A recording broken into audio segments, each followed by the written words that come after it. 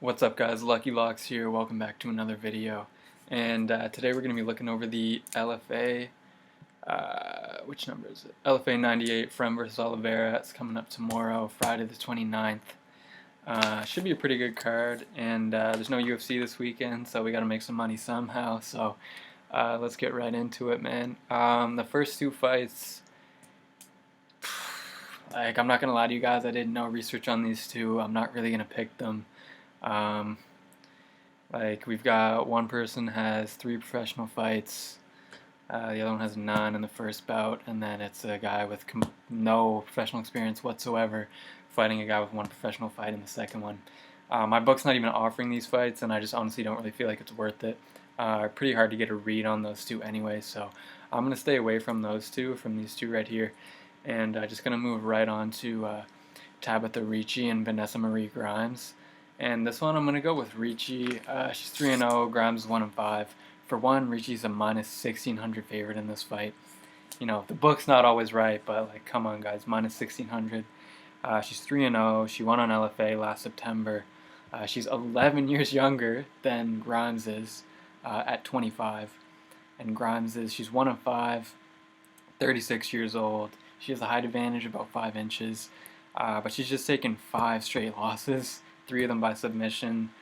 Ricci is definitely going to be looking for a submission, and I think that's probably how this one's going to end. Like, I'm pretty confident in this pick. I'm not going to bet it because the line is just way too steep, but if you feel like throwing down 1,600 on Ricci to make $100, then, you know, be my guess. But I'm probably going to stay away from this fight at 115 pounds. And then moving on to the next one, we have Dakota Bush going up against Austin Clem. This is going to be at lightweight. And Dakota Bush, 7-2. He's got some pretty good competition on his resume. He's been fighting the LFA since 2017. His 2 losses, one of them is to Jaleel Willis, who's looking like a pretty promising Bellator prospect at this point. Bryce Logan, who had a couple fights in LFA, fought in Bellator as well. So pretty decent resume. Austin Clem has less experience. He's got a pretty decent resume as well. Like, he hasn't been fighting like complete bombs or anything like that, but there's just not enough there for me to think that he's going to be able to keep up with Dakota Bush here. I think that Bush is going to get it done. I'm pretty confident in this pick. And then moving on to the next fight, we have Zach Pauga against Ashby Thomas. And Pauga had a pretty decent amateur career. He got some good results there. Lots of finishes as an amateur. Ashby Thomas just has less experience. Once again, there's just not really enough there for me to think that he's going to be able to beat Zach. He definitely could. It's not cut and dry for Zach, but I definitely think that he's going to have the advantage. I think he's gonna come in with some heavy hands, and I think that he actually could get a finish in this fight. I think Pauga's gonna get it done, so that's my pick there. Then the next fight, we have Joshua DaSilveira against Matt Paul. Matt Paul coming in 3-2, DaSilveira coming in at 3-0. And DaSilveira's fought twice in the last year. And like Matt Paul's last fight was in 2018. So Matt Paul has the experience advantage, but I just think DaSilveira is just better. You know, he's undefeated, 2 fights in the last year. I'm going with the more active guy. I think that DaSilveira is going to get it done here, so that's going to be my pick in this fight. Then moving on, we have 7-0 Richard Palencia going up against 9-6 Jamison Cedino. And this fight's going to be at bantamweight. Palencia, he's undefeated at 8-0. Or 7-0. Hang on now. I'm getting conflicting.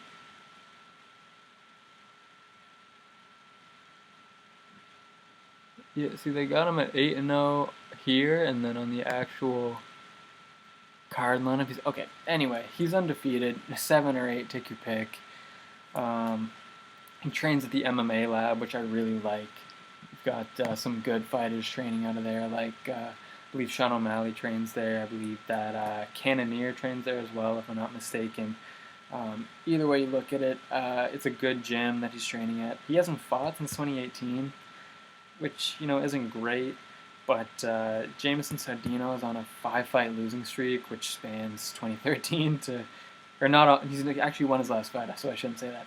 But he was on a 5-fight losing streak from 2013 to 2018. That's not really what you like to see. Granted, 2 of those losses were to one of them was to Jimmy Flick, the other one was to Ray Borg.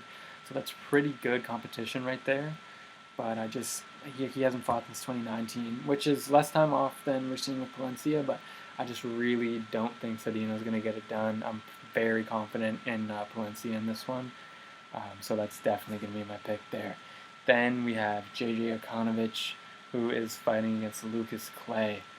And Okanovich, we most recently saw him fight on Dana White's Contender Series.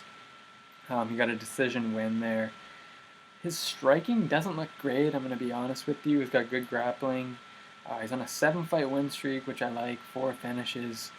And his last 5 wins 4 of them came in Bellator, and the other one was in Contender Series, obviously.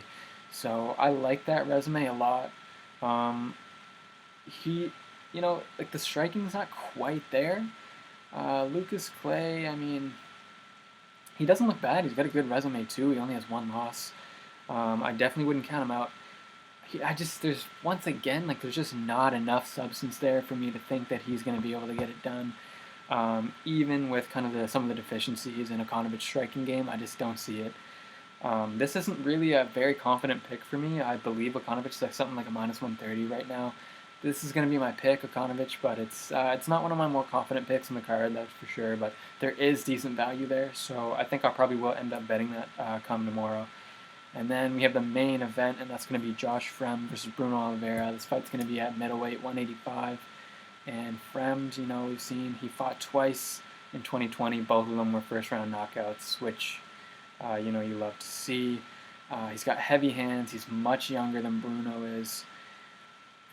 He's got a lot of finishes, and Bruno, he's not bad. I actually thought he looked pretty decent. It was Carlos Ulberg, I believe he was fighting on Contender Series last time, who trains at City Kickboxing. He looked pretty good. I just think he's going to get clipped again. That's what happened last time. He looked pretty decent. He ended up getting clipped early, knocked out in the first round. That's Fremd's specialty. He had kind of decent volume, but at this point I'm just kind of doubtful in his chin, and I just think he's gonna get clipped. That's the only thing. Fremd just has those heavy hands, man. So Oliveira does have a lot of finishes though in his career. He's got a pretty good record at 8-2. He's definitely no joke. He's for real. But I just see Fremd getting this done, and I think he looks pretty good doing it. So those are my picks for LFA tomorrow, guys. Hopefully we make some money. Best of luck to all the bettors out there.